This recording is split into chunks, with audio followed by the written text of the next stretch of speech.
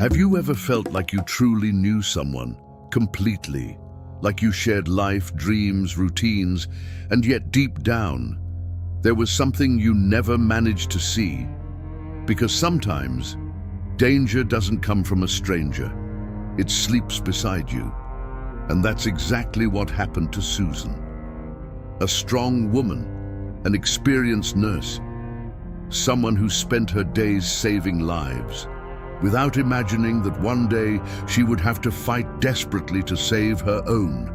And the most terrifying part, the man who wanted her dead was the same one who once promised to love her. This is a true story, and with every passing minute, it only becomes more disturbing, because it doesn't start with violence, it starts with love. Susan was 33 when she decided she was ready for something new. For years, her life had been the hospital. Long shifts, sleepless nights, split-second decisions between life and death. She was good at what she did, very good. But when her shift ended, the silence weighed on her. And in that emptiness, the most human desire of all was born: companionship. Someone to share life with, someone who would be there when everything slowed down. So she did something simple, something common. She posted an ad. Nothing extraordinary, nothing dramatic, just a sincere woman saying she wanted to meet someone. And among all the responses, there was a man, Michael. He didn't seem impressive at first glance. He wasn't charismatic like in the movies, nor immediately charming.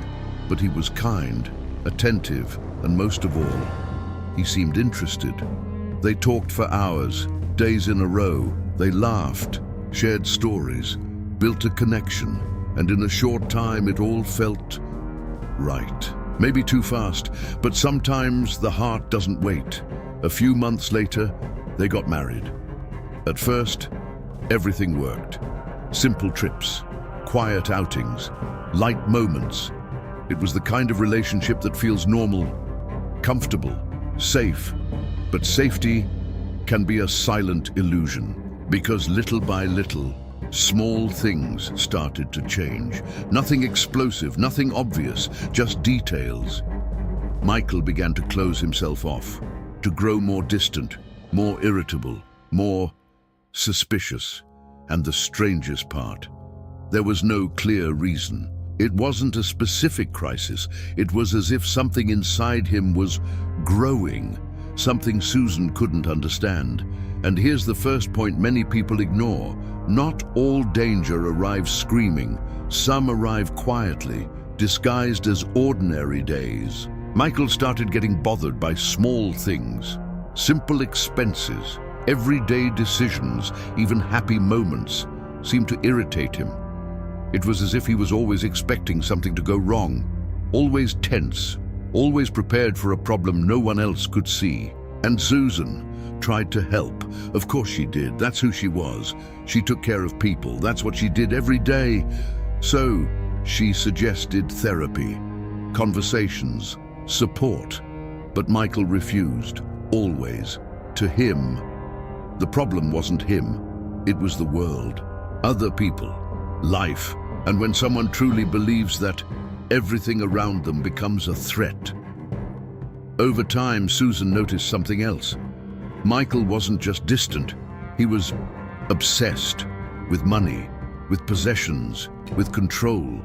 He hoarded items, especially sports memorabilia, cards, jerseys, objects, things that in his mind were worth far more than they actually were. But it wasn't about real value. It was about what they represented: security, control, power. And while he clung more and more to things, he drifted further from people, including her. The arguments began, at first rare, then frequent, and then constant. But they were never resolved. They never led to understanding. It was like arguing with someone who had already decided you were wrong before even listening. Susan began to walk on eggshells in her own home, measuring her words, avoiding conflict, trying to keep the peace. But there's something important that few people realize. When only one person is fighting for a relationship, it has already begun to end. And even so, she stayed for years, trying, believing, hoping that the man she had met would come back. But he didn't. In fact, he only got worse.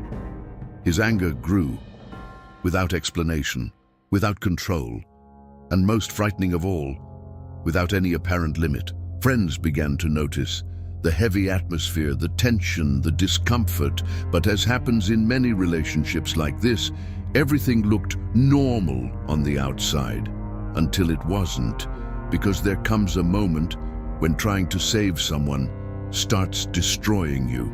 And that's exactly when Susan made the hardest decision of her life. She asked him to leave. It wasn't impulsive. It wasn't out of anger.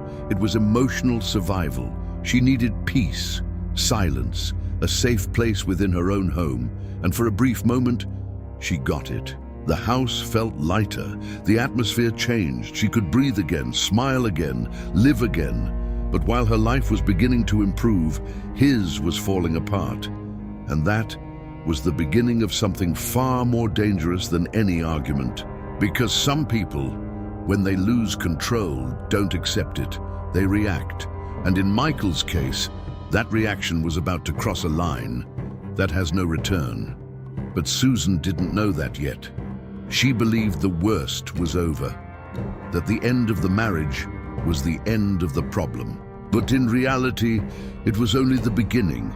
And what came next wasn't just unexpected.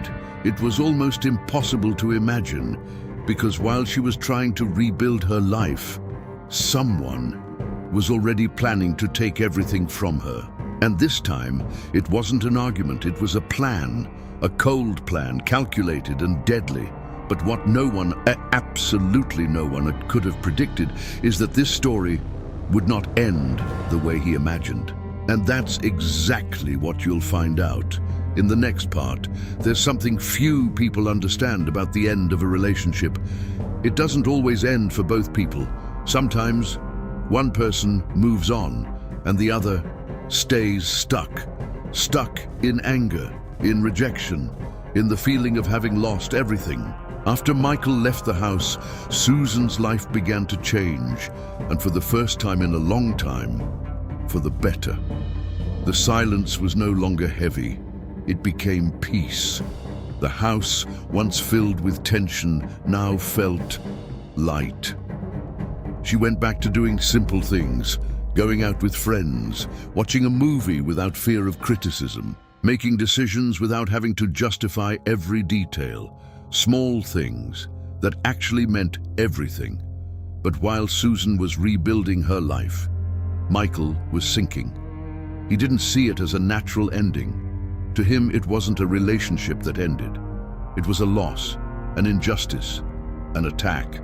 And here's the most dangerous point. When someone starts to see their life as a series of injustices, anyone can become an enemy. Michael was already a difficult man. But now, he was worse, more isolated, more irritated, more unstable. He lost his marriage, and shortly after, he lost his job. And when that happened, it was like removing the last pillar supporting what little control he still had. No home, no stability, no purpose. But with something growing inside him, stronger and stronger. Resentment, and that resentment needed a target. Susan. In his mind, she was no longer the woman he had lived with for years. She was the reason everything went wrong. And when someone truly believes that, the next step can be unpredictable. But later, thinking about it, it started to bother her. And that wasn't all. Michael still had access to some things. Joint accounts, personal information, and little by little, money began to disappear. Small amounts at first, then larger ones. But the strangest thing wasn't the money. It was the feeling that something wasn't right, that even from a distance, he was still present, watching, and even so, Susan had no idea what was really happening. Because what Michael was about to do was not impulsive. It was planned, cold, and extremely dangerous. He started thinking about money. A lot of money, the house, retirement, life insurance. And in his mind, there was a simple solution to all of it.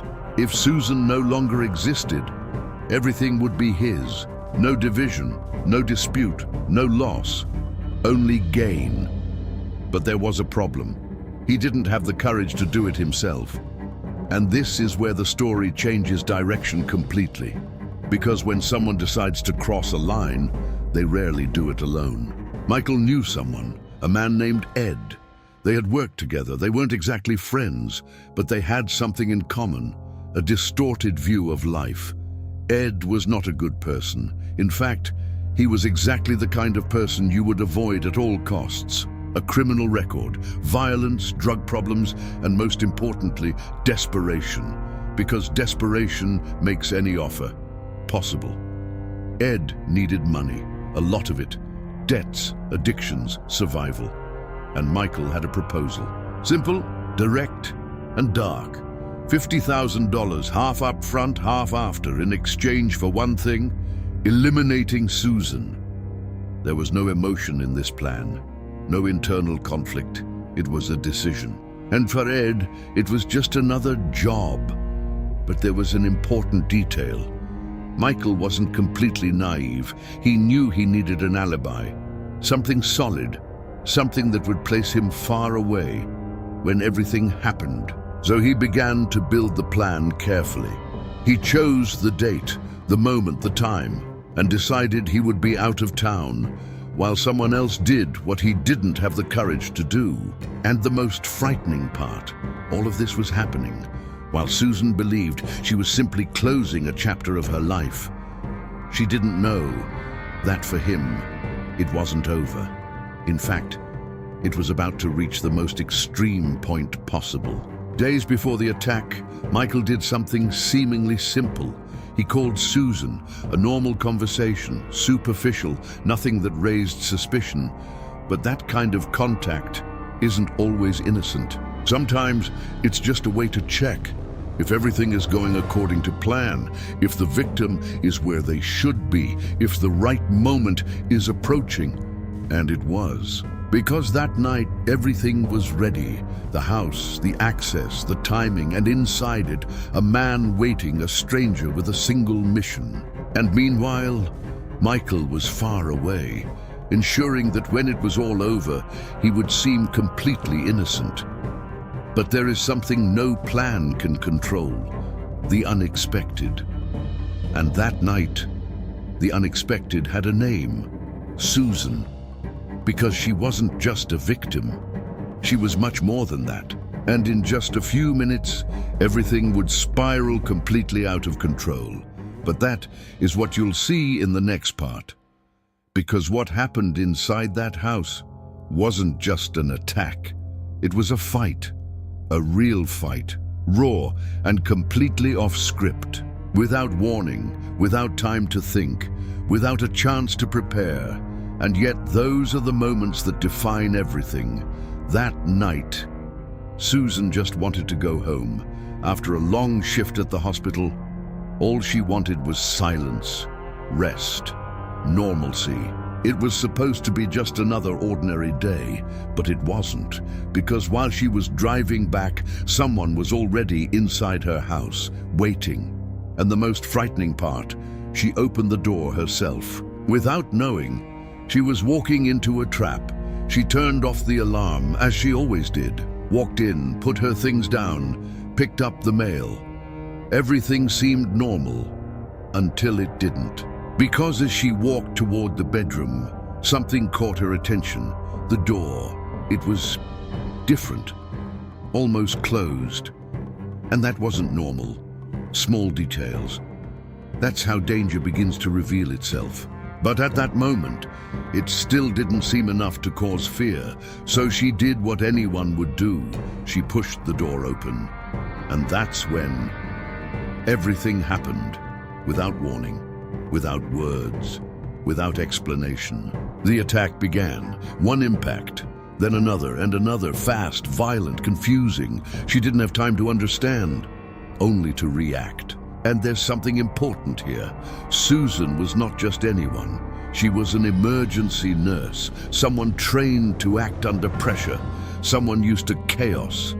And in that moment, that instinct made all the difference. Even without fully understanding what was happening, she knew one thing. That wasn't an accident. It was an attempt on her life. And when that realization hit, something changed. Fear became something else, survival. And when someone enters survival mode, the body reacts in ways even they don't understand.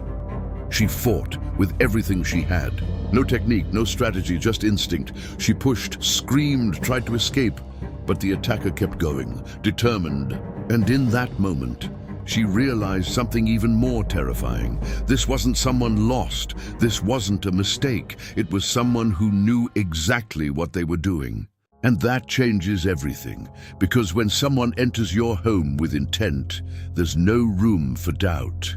There's only one choice: fight or not make it out. And Susan chose to fight, even injured, even disoriented, even at a disadvantage. She reacted. In a moment of struggle, they both fought for control, and for a few seconds everything became a chaotic battle, shapeless, illogical, just two bodies trying to overpower each other. And then something unexpected happened. She managed to turn the situation around. For a moment, she had control, and she did something that reveals a lot about who she was. Even in that moment, she still tried to understand. She asked who he was, what he wanted, but there was no answer, because this was never about conversation. It was about execution. And when she realized that, there was no more room for hesitation. The fight became even more intense. She used everything she could. Strength, weight, desperation, and something primal took over. She bit, scratched, held on, did whatever was necessary. Because in that moment, she was no longer a nurse. She was a woman fighting to live. And slowly, the attacker began to lose strength. Not because he gave up, but because she didn't stop. She didn't yield. She didn't back down. And in one final moment, everything went silent. Suddenly, without warning, the fight was over. His body stopped, and she stood there, breathing, trying to understand what had just happened.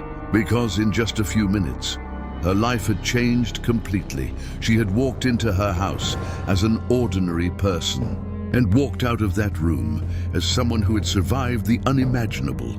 But there was one detail, something that still didn't make sense. Who was that man?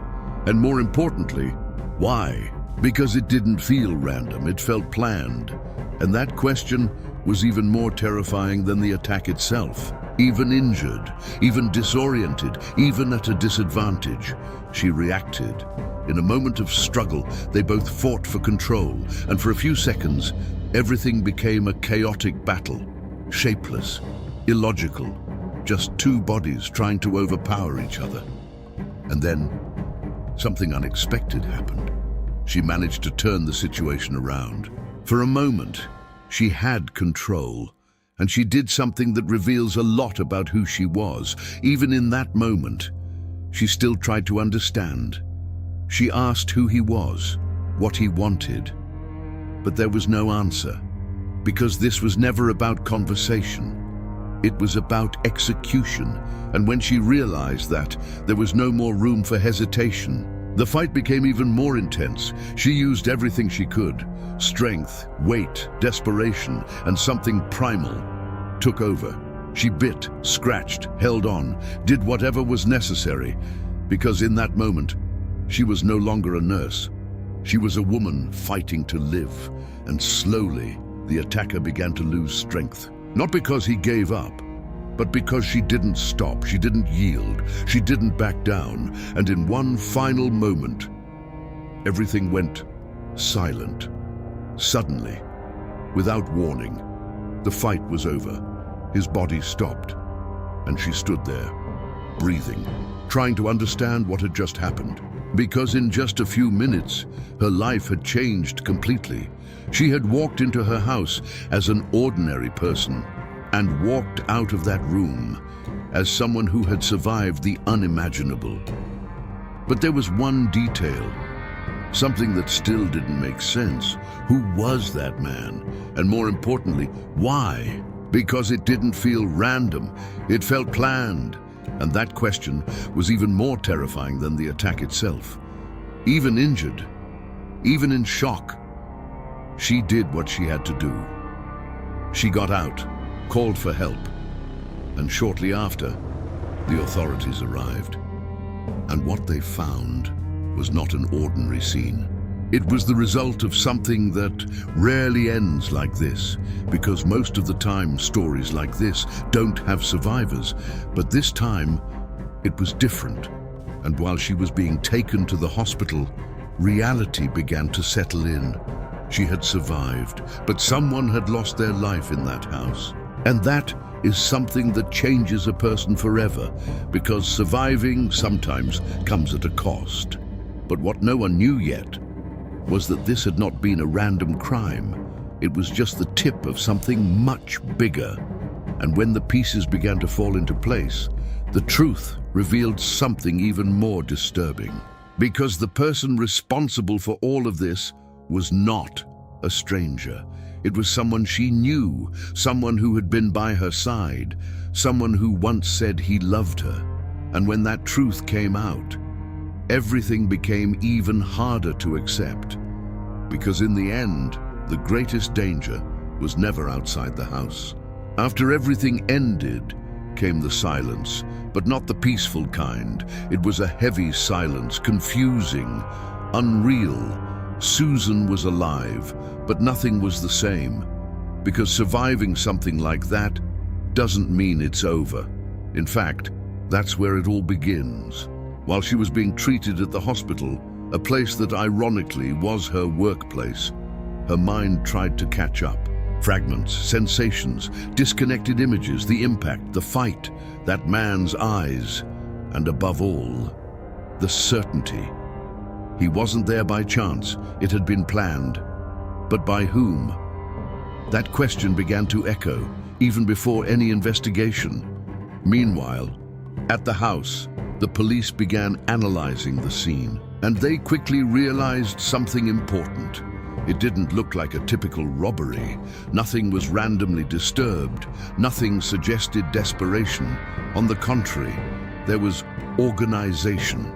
Some objects set aside, specific items gathered, and that raises an immediate red flag. When a crime looks too neat, it's usually not improvised. It's staged, and that's exactly what started to draw attention.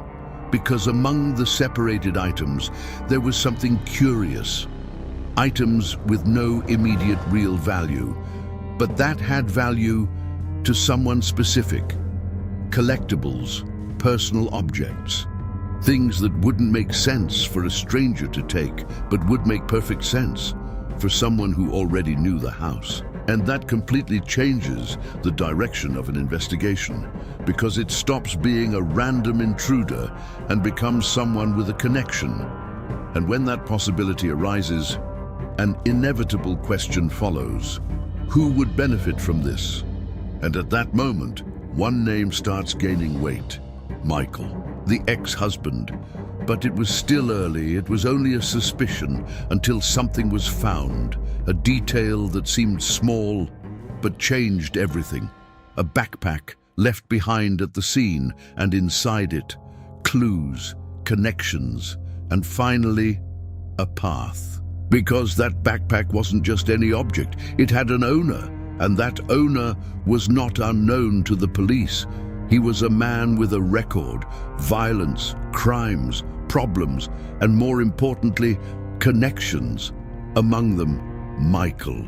And at that moment, the pieces began to fit together. It wasn't chance, it wasn't a mistake, it was a plan. And now, they needed to prove it. Meanwhile, Susan was still trying to understand. And there's something powerful about situations like this. Because the body reacts first, but the mind takes time to accept, time to process, and above all, time to connect. Because there's an invisible line no one wants to cross.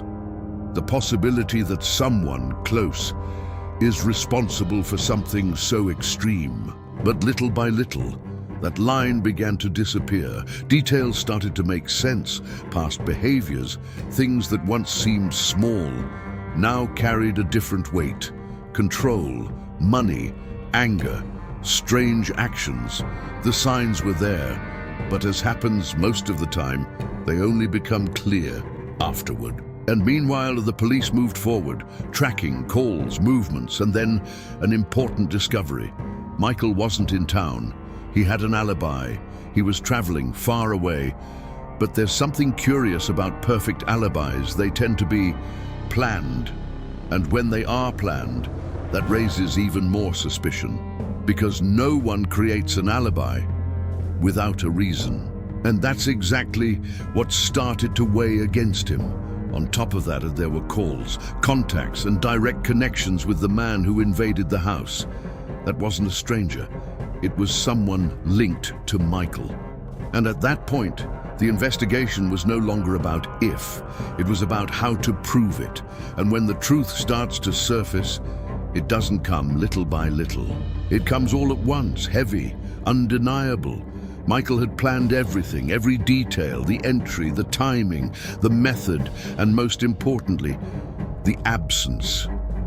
He didn't want to be present, didn't want to get his hands dirty, but he wanted the outcome. And that reveals something deep. Because more than anger, it shows intent, coldness, calculation, and a conscious decision. And when that truth came out, there was no denying it anymore. Michael wasn't just a suspect, he was responsible. And at that moment, everything changes. Because the story stops being about an attack and becomes about betrayal in the worst possible way. And maybe that's the hardest part to understand. It wasn't an enemy, it wasn't a stranger. It was someone who had once been part of her life, someone who knew the routine, the house, the habits, someone who knew exactly how and when to act. And that is what makes it even more terrifying, because it breaks something fundamental: trust. And when trust is broken at that level, nothing is ever the same again. Michael was located and shortly after, arrested. But even in the face of the evidence, his behavior said a lot. Playing the victim, confusion, denial, but it didn't work, because this time, the evidence spoke louder, and there was no escape. The plan had failed, and failed in a way he never imagined, because in his mind, Susan wasn't supposed to survive, but she did. And that was the biggest failure of all. Because by surviving, she became the living proof of what he tried to do. And that completely changed the outcome of this story. But there is one last layer, perhaps the hardest of all, the aftermath. Because when everything ends, life goes on, but not as before. Susan had to deal with something few people can imagine, not just surviving an attack, but living with the fact that she took someone's life to avoid losing her own. And that leaves marks, even when it was necessary, even when it was unavoidable. Because there is no victory in this kind of situation. There is survival. And that's it. She moved on, rebuilt her life, but with a new awareness, a new way of seeing the world, and above all, of understanding people. Because this story teaches something that isn't comfortable, but is real. Not all danger looks dangerous. Sometimes it looks familiar, trustworthy, safe, until it isn't. And perhaps the biggest lesson of all is this: pay attention to the signs, because they're always there, even when we don't want to see them. And in the end, one thing becomes clear. Susan is not remembered as a victim, but as something much stronger. A survivor, someone who in the worst possible moment did what had to be done and lived to tell the story. And now I want to ask you a question. Do you think you would be able to react like that? Because most people believe they would, until the moment they actually have to. If this story kept you hooked this far, Take a moment to subscribe to the channel, because there are many other real stories that show just how far a human being can go. And the next one might be even more surprising. See you in the next video.